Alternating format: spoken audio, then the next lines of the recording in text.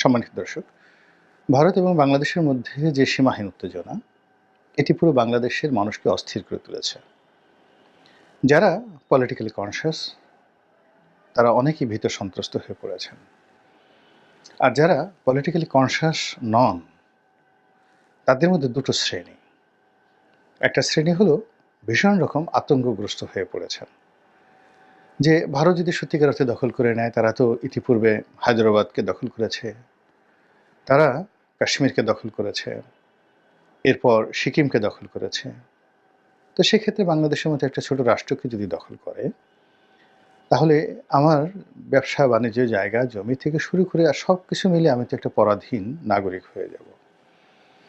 এবং এই পরাধীন নাগরিক হলে আমরা কি রোহিঙ্গাদের মতো হব, নাকি প্যালেস্টাইনের অসহায় মুসলিমদের মতো হব, নাকি কুর্দি জনগোষ্ঠী, ইরাকের যে কুর্দি জনগোষ্ঠী তাদের মতো হব, নাকি সিরিয়া সীমান্তে যে ইয়াজিদি সম্প্রদায় বসবাস করে তাদের মতো হব, বা পাকিস্তানের বেশ কয়েকটি জাতিগোষ্ঠী রয়েছে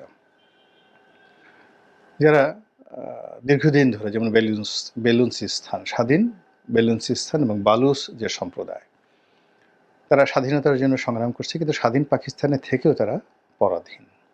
এরকম ভারতে অনেক, একজন দুজন নয়, শত শত জাতিগোষ্ঠী রয়েছে যারা স্বাধীন দেশে পরাধীন হিসেবে বসবাস করেন।